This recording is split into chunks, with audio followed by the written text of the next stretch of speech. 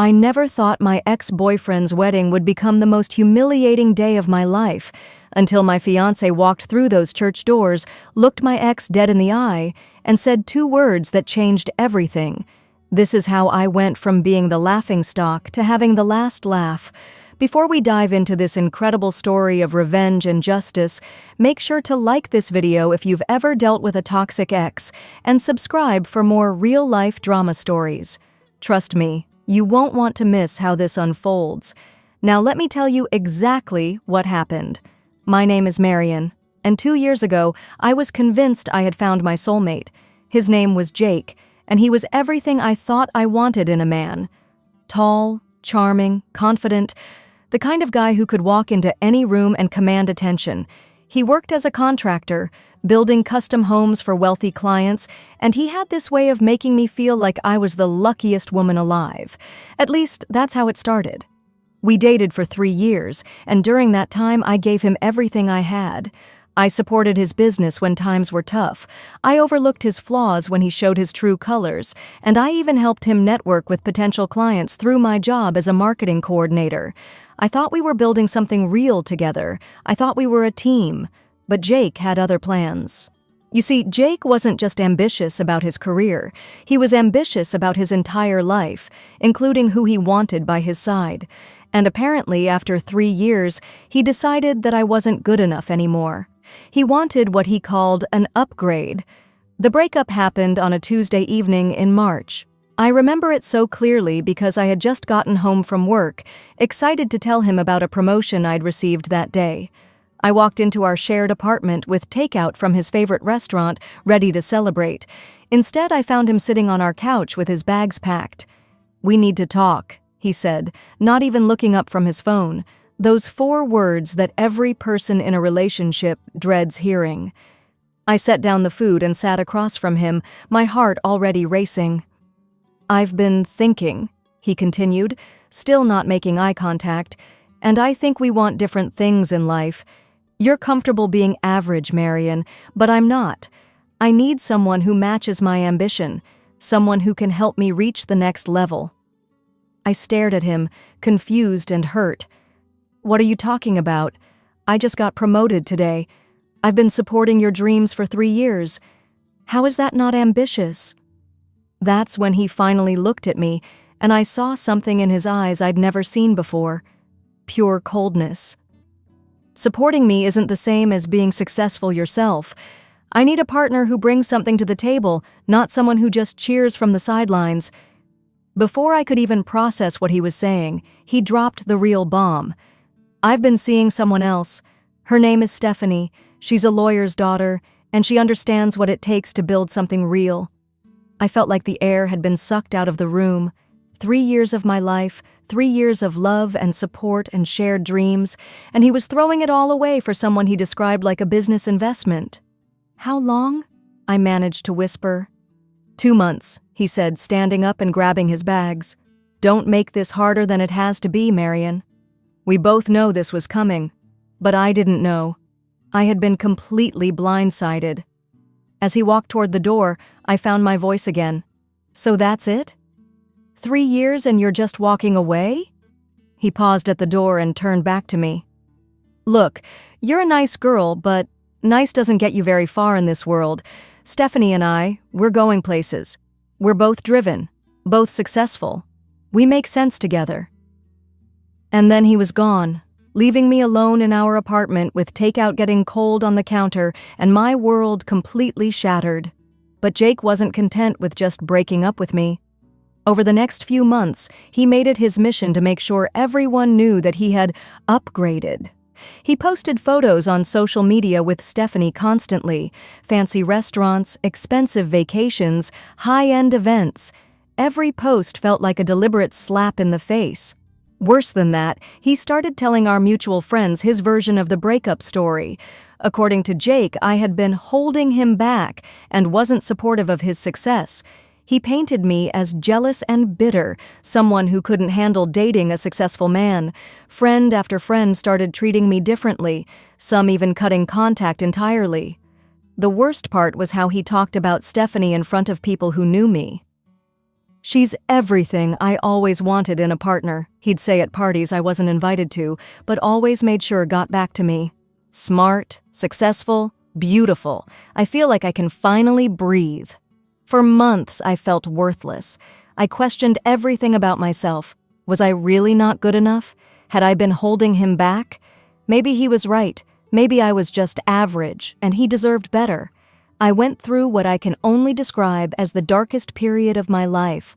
I stopped going out, stopped trying to meet new people, and threw myself into work just to keep from thinking about how badly I'd been discarded.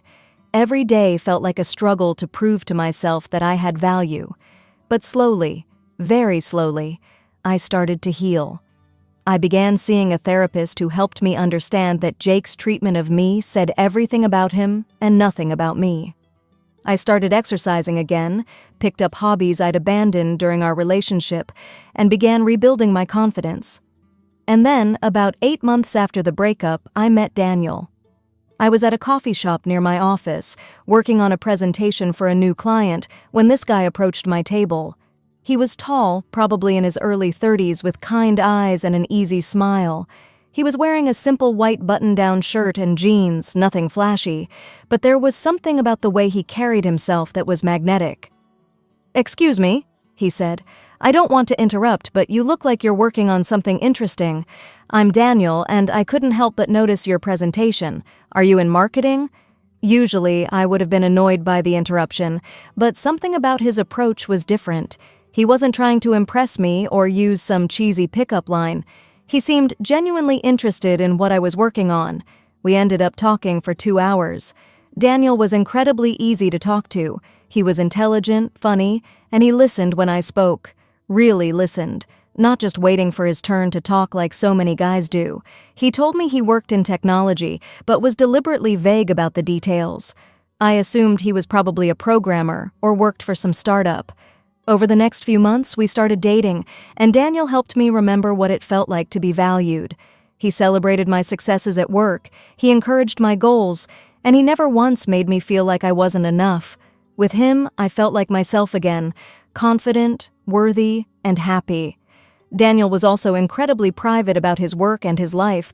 He drove a nice but not flashy car, dressed simply, and never talked about money or success. I appreciated that about him because after Jake's constant need to show off, Daniel's humility was refreshing. He seemed to care more about experiences and genuine connections than material things. Then, about 6 months into our relationship, I received something in the mail that made my blood run cold. A wedding invitation. Jake and Stephanie were getting married, and they had invited me to the ceremony. At first, I thought it had to be a mistake. Why would my ex-boyfriend invite me to his wedding? But as I read the invitation more carefully, I realized this wasn't an oversight. This was deliberate. The wedding was being held at one of the most expensive venues in the city, and the invitation itself probably cost more than most people spend on dinner. I showed the invitation to Daniel, and his reaction surprised me. Instead of telling me to throw it away or ignore it, he was quiet for a long moment, studying the invitation carefully. "Do you want to go?" he asked finally. "Are you crazy? Why would I want to go watch my ex-boyfriend marry the woman he left me for?" Daniel looked at me with those kind eyes of his. Sometimes facing the things that hurt us is the only way to truly move past them, but only if you're ready. I spent days agonizing over the decision.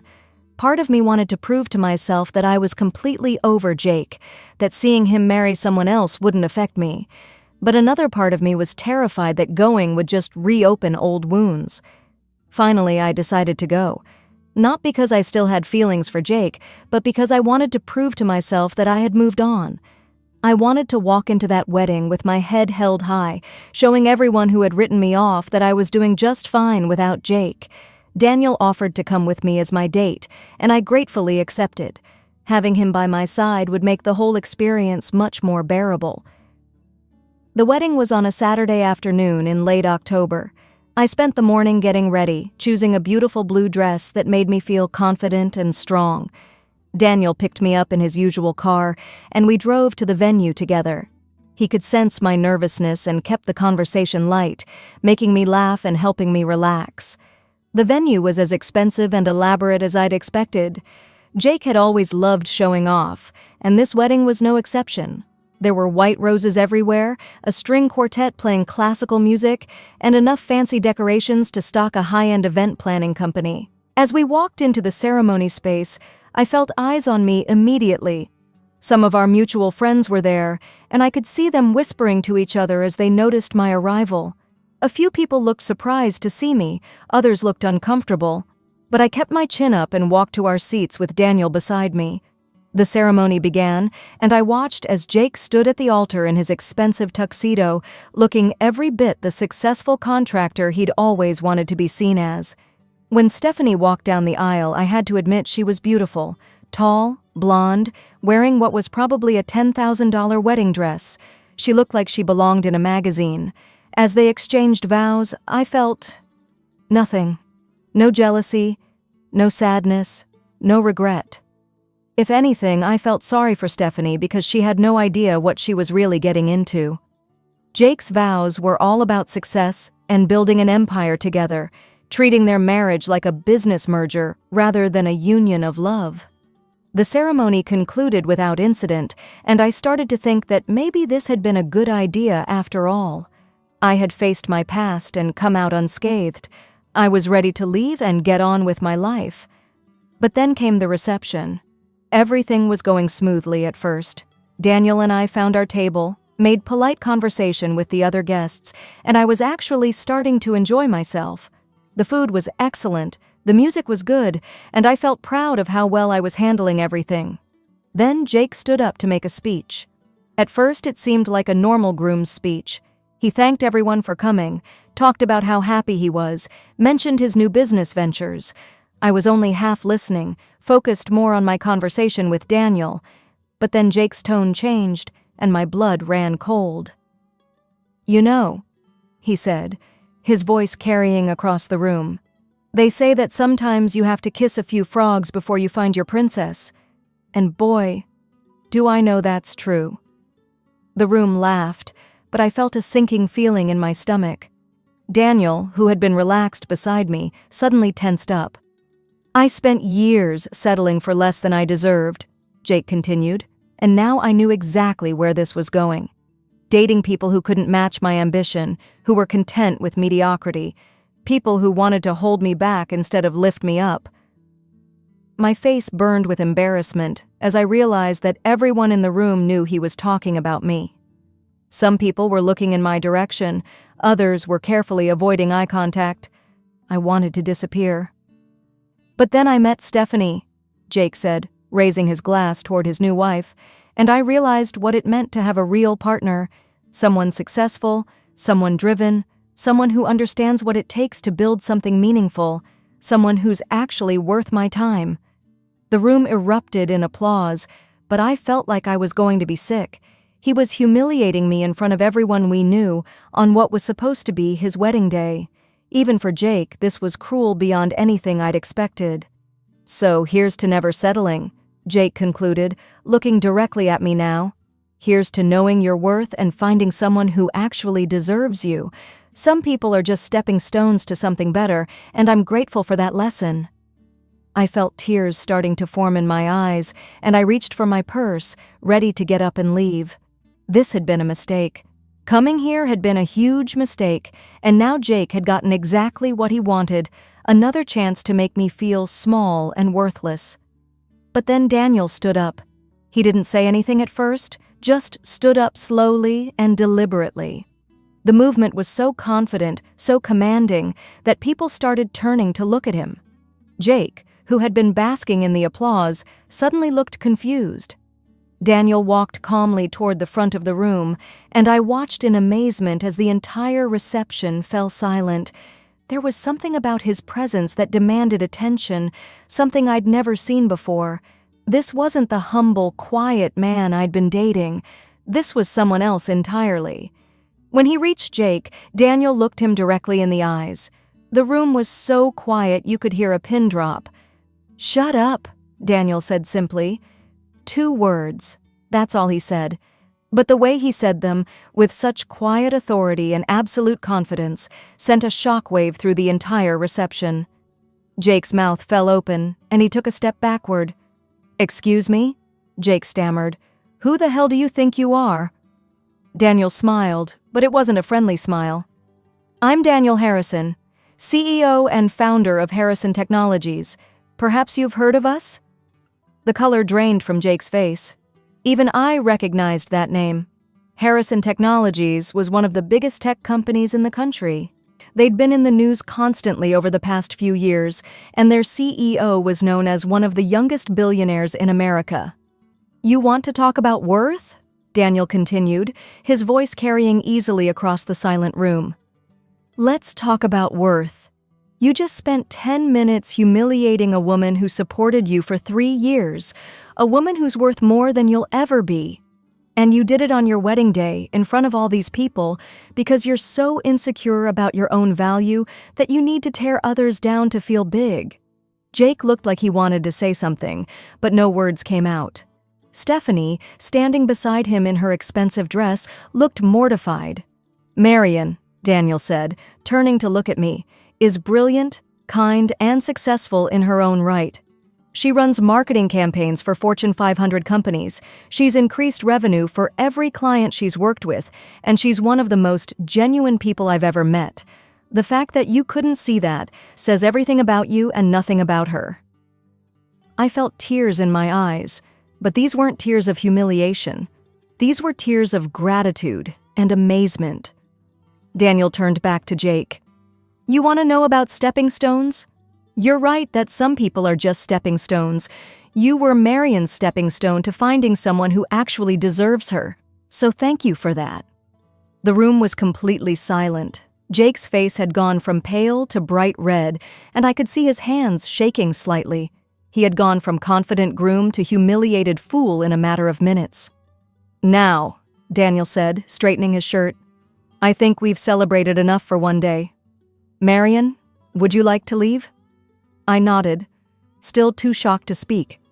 Daniel walked back to our table, took my hand, and we walked out of that reception together. Not a single person said a word as we left. As soon as we got outside, I started laughing. Not bitter laughter, not sad laughter, but pure, joyful, amazed laughter. "Daniel Harrison?" I said, looking at him with new eyes. "You're Daniel Harrison? The billionaire tech mogul Daniel Harrison?" He smiled, and this time it was the gentle, humble smile I'd fallen in love with. "I'm also the guy who thinks you're amazing and wanted to make sure you knew it. Why didn't you tell me who you were?" "Because I wanted you to care about me for me, not for my bank account or my company. After what you'd been through with Jake, I thought you might have a hard time trusting someone successful. I wanted to earn your trust first." We drove home in comfortable silence, both processing what had just happened. When we got to my apartment, Daniel walked me to my door. "I'm sorry if I overstepped in there," he said. "I just couldn't stand watching him humiliate you like that." I looked at this man who had just defended my honor in front of a room full of people, who had revealed his true identity to protect me, who had shown me what it meant to be truly valued. "You didn't overstep," I said. "You were perfect." Over the next few weeks, the story of what happened at Jake's wedding spread through our entire social circle. Some people reached out to apologize for how they'd treated me after the breakup. Others just quietly started including me in things again. Jake and Stephanie apparently had a massive fight after their wedding and went on their honeymoon in tense silence. But more importantly, I learned something about myself. I learned that my worth isn't determined by how one person treats me. I learned that the right person will see your value and protect it, not exploit your insecurities for their own benefit. Daniel and I have been together for over a year now, and he still surprises me every day. Not because he's wealthy, though I'll admit the private jets are nice, but because he's kind, supportive, and he sees the best in me even when I can't see it myself. Jake taught me what I don't want in a partner. Daniel showed me what I deserve. And sometimes, just sometimes, karma needs a little help from a billionaire boyfriend. And that's how my worst day turned into my best day. Sometimes life has a way of bringing justice when you least expect it. If this story inspired you or you've had your own karma moment, share it in the comments below. Don't forget to like this video and subscribe for more incredible true stories. Remember, your worth isn't determined by how others treat you, it's determined by how you treat yourself. Until next time, keep your head high and your heart strong.